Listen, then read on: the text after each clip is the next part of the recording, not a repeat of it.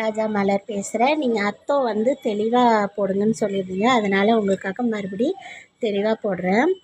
இது வந்து நூடுல்ஸ் வேக வச்சு கொஞ்சம் உப்பு போட்டுக்கணும். உப்பு போட்டு வேக வச்சு வடிகட்டி எடுத்துக்கோங்க.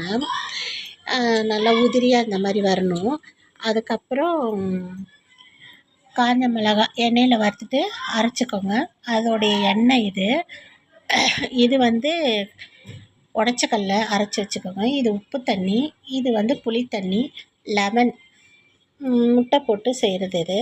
வெங்காயம் வறுத்துக்கணும், பூண்டு வறுத்துக்கோங்க, வெங்காயம், பச்சை வெங்காயம், பச்சை கோஸ், அவ்வளோதாங்க. இப்போ பண்ணலாமா, எப்படி பண்ணுறதுன்னு சொல்லித்தரேன்.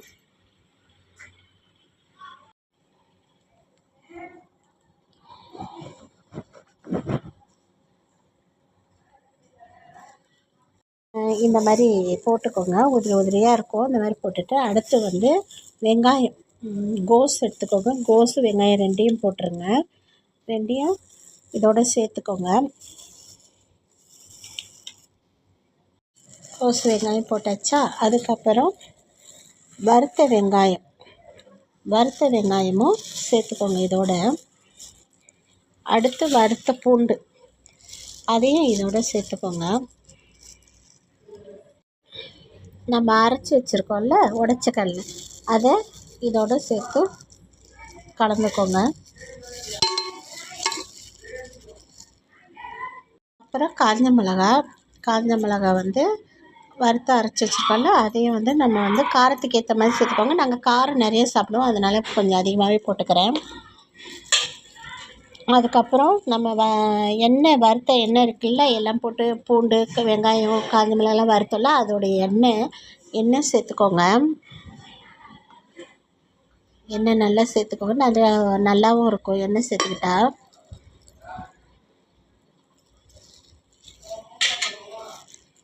அதுக்கப்புறம் உப்பு தண்ணி ஒரு 2 டீஸ்பூன் சேர்த்துக்கோங்க. எனக்கு அளவு தெரியும், அதனால நான் கரெக்டாக ஊற்றிக்கிறேன்.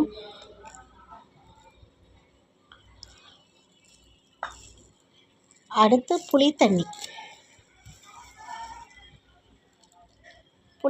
சேர்த்துக்கோங்க.